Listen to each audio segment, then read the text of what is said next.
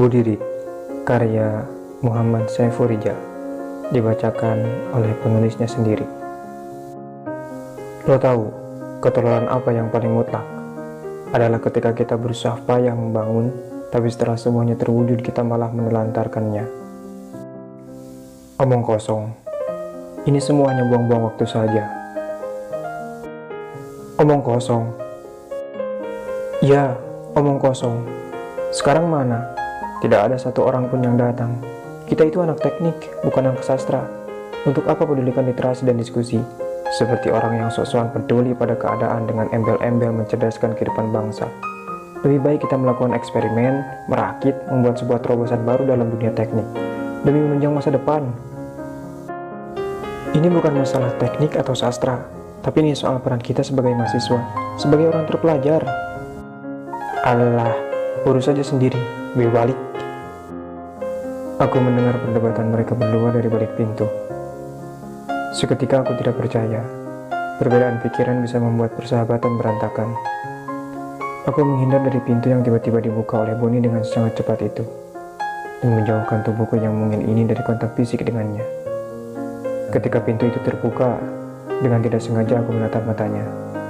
Aku sedikit ketakutan tatkala melihat sorot matanya yang tajam, penuh kekesalan dan amarah. Sejenak aku terdiam di bibir pintu, melihat satu peristiwa dengan dua penindasan yang berbeda. Satu, dengan pikiran idealisnya yang sedang berjalan cepat meninggalkan ruangan. Dan satu lagi, duduk terpuruk di sebuah kursi lipat dengan kesusastraan di jiwanya. Aku masuk ke dalam ruangan dan mendekatinya. Sungguh, dia tidak memperdulikan kehadiranku. Dia tetap duduk termangu. Adirata, tegurku pelan. Namun, tetap saja dia tidak menoleh sedikit pun padaku. Aku duduk di sampingnya, menyimpan tas di atas meja dan sama-sama diam tak berbicara.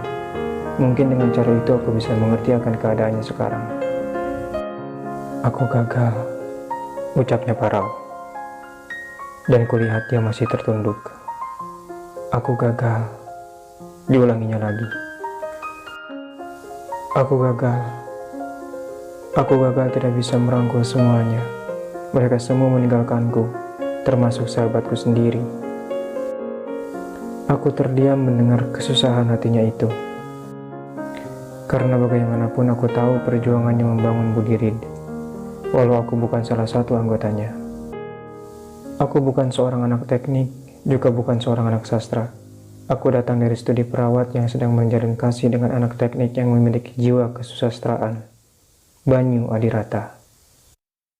Kuperhatikan, memang setelah COVID memporak-porandakan semuanya, anggota Budirit pun berangsur-angsur berkurang, karena memang banyaknya alasan yang terikat hukum dan institusi, dari mulai tidak boleh berkerumun sampai belajar dalam jaringan. Dan di detik itu, semuanya pergi meninggalkan Budirit, meninggalkan Adirata. Aku memegang tangannya, dingin. Sudah, kamu tidak berhak menyalahkan diri sendiri. Tidak ada laut yang terus pasang, pasti ada kalanya surut. Ya, tapi sesurut-surutnya laut tidak pernah kering, pungkasnya. Seperti mendapat ilham aku menjawab. Kamu benar, dan di sini masih ada aku yang menjadi sisa air laut itu, yang akan selalu menemanimu. Mendengar ucapanku itu, perlahan dia mengangkat kepalanya dan memandangiku. Aku tersenyum menyambutnya. Senyumannya selalu dipujinya manis. Hari telah berganti malam. Aku diantarkan pulang olehnya. Tak seperti biasanya. Biasanya dia selalu mengajakku berjalan untuk berdiskusi sepulang dari kampus. Membahas secercah cahaya, bintang-bintang dengan kedipannya, dan lalu lalang orang yang tinggal satu dua di bawah naungan gelap. Aku tahu, dia sedang ingin sendiri. Tapi di sisi lain aku merasa riku dan merasa tidak berguna sebagai kekasihnya. Aku turun dari motor tuanya. Kemudian sejenak aku berdiri di sampingnya untuk sekadar memandanginya, berharap dia tidak cepat-cepat untuk pergi. Namun apalah daya, dia pamit. Aku pulang ya, dengan melemparkan senyuman masam. Aku lihat, dia pergi menjauh, semakin jauh. menembus secercah cahaya dari bintang gemintang yang dihalangi oleh lalu lalang satu dua orang yang berjalan menghentikan keberadaannya dari pelupuk mata. Aku masuk ke dalam indekosku, lantas menjatuhkan badanku ke atas ranjang. Entah kenapa aku jadi memikirkan Budi Reed, sebuah kegiatan membaca buku sampai waktu tertentu yang kemudian dibahas dalam sebuah lingkaran. Begitulah aku mendengar Budi Reed dari bibir Adirata. Aku memandang langit-langit, berharap mendapatkan ide. Kepalaku mulai memunculkan banyak tanda tanya dengan indikator teknik, sastra, dan aku sendiri dari keperawatan. Susah sekali. Tidak ada keterkaitan sama sekali. Di sudut kamar, aku melihat seekor cecak merayap. Begitu kurang ajarnya cecak itu. Dia menginjak foto semasa SMA-ku, dan seakan berdosa dia bersembunyi di balik jam dinding. Namun, tiba-tiba aku sadar kalau aku pernah diajarkan mengedit video dan gambar oleh teman sekelasku. Aku terhentak bangun dan membuka laptopku. Tanpa basa-basi aku langsung membuka aplikasi edit video. Sedikit samar di kepalaku, karena sudah hampir 2 tahun aku tidak menyentuh editing video. Tapi aku paksa otakku mengingat dan bekerja. Tak terasa, aku sudah menempuh waktu 7 jam. Mataku seakan dianugerahi kekuatan. Waktu di jam dinding itu sudah menunjukkan jam 2:30 pagi. Naas, selama itu tidak ada satupun pesan yang masuk dari Adirata. Pesanku saja tidak dibalasnya. Ya, aku harus mengerti akan keadaannya. Aku pun selesai di jam 3 pagi. Kantong mataku terasa berat. Aku rebahkan tubuhku yang mungil ini di atas ranjang. Aku terkulai lemas, sangat lemas. Aku atur alarm sampai di 3 waktu sekaligus. Dimulai dari jam 8 pagi. Karena di jam 9, aku ada praktik di kampus. Aku bangun tepat di jam 8 pagi. Kepalaku terasa sedikit pusing. Kemudian aku buka gawaiku. Dan ya, masih belum ada pesan dari Adirata. Oh sayang, kau kemana? Kau membuatku khawatir. Aku buka laptopku kembali, dan aku kirim hasil tanganku semalam padanya. Ternyata WA-nya tidak aktif. Aku beranjak dari ranjangku, lalu melepas pakaianku yang semalam belum sempat aku ganti. Aku masuk ke dalam kamar mandi. Begitu segarnya air yang mengendap semalaman tak tersentuh di bak mandi ini. Mataku yang terasa bengkak seakan diberi nutrisi ketika air itu dikucurkan dari ujung kepalaku, walau terasa sedikit perih. Sebelum kelas dimulai, aku cek kembali gawaiku. Barangkali notifikasinya tidak terdengar. Namun tetap saja, belum ada satu pesan pun darinya. Dengan rasa gelisah, aku menyimpan gawaiku ke dalam tas, dengan penuh harap semoga dia baik-baik saja. Kelas selesai sedikit ngaret. Jam 11:30 ruangan baru dikosongkan. Ketika aku berada di bibir pintu, aku lihat Adirata tengah berdiri sendirian, menungguku. Aku menghampirinya. Hei, sapaku sedikit Riko. Dia langsung menarik tanganku, menjauh dari ruangan kelas, lantas berhenti di sebuah taman. Terima kasih telah membuatkan ini untukku.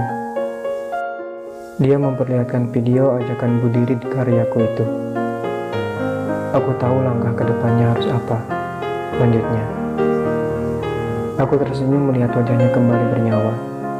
Sejak saat itu, video berdurasi 30 detik itu telah bersebaran di halaman media massa. Mengajak kalangan terpelajar untuk ikut berpartisipasi dalam virtual Budi Reed. Selama 1 bulan ajakan itu disebarkan. Aku tidak menyangka ternyata peminatnya lebih dari apa yang dibayangkan. Bukan hanya mahasiswa, tapi anak SMA sederajat pun ikut mendaftarkan diri. Dan hari ini adalah hari pertama virtual Budi Reed dilakukan dengan jumlah partisipan lebih dari 30 orang. Jumlah yang cukup banyak untuk permulaan. Dengan bahasan cerpen, bersikap kecewa, bersedih tanpa kata-kata, bebahan Putu Wijaya. Aku menemani Adirata di ruangan yang biasa ia gunakan. Duduk di kursi lipat. Diskusi berlangsung cukup ramai dan sedikit panas. Berbagai pendapat dari sebagian kepala kadang berbenturan. Dan aku melihat Adirata begitu tenang tatkala melerai pikiran-pikiran orang-orang itu. Sampai tiba di ujung acara, Seseorang berbicara dengan takzimnya. Saya seorang anak teknik. Sebelumnya, saya pernah melakukan bunuh diri ini bersama kawan saya. Namun, saya meninggalkannya karena saya rasa itu tidak penting untuk seorang anak teknik. Ternyata saya salah, dan sekarang saya ingin meminta maaf. Boni? Adirata membuka suara itu. Kau itu? Adirata terkejut. Ya, jawab suara itu yang tak menampilkan wajahnya. Terima kasih udah ikut serta. Kawan-kawanku semuanya, dia adalah sahabat saya yang membantu saya membuat bunuh diri ini. Adirata tak memiliki sedikit pun rasa kesal. Hatinya lunak. Dia malah memperkenalkan sahabatnya itu dengan bangganya. Selama 2 jam bunuh diri itu telah berlangsung. Lantas, aku dan Adirata membereskan laptop dan kertas-kertas bahan diskusi. Tiba-tiba, sayang, panggilnya pelan, sangat pelan, seakan berbisik. Jarang sekali dia memanggilku demikian. Dengan sendirinya, tiba-tiba hatiku berdebar. Dia menatapku dan tanganku dipegangnya erat. Terima kasih, ucapnya seraya tangan kanannya membelai rambutku. Hatiku benar-benar berdebar. Tubuhku seakan terpaku di kursi lipat. Dan diciumlah keningku untuk pertama kalinya.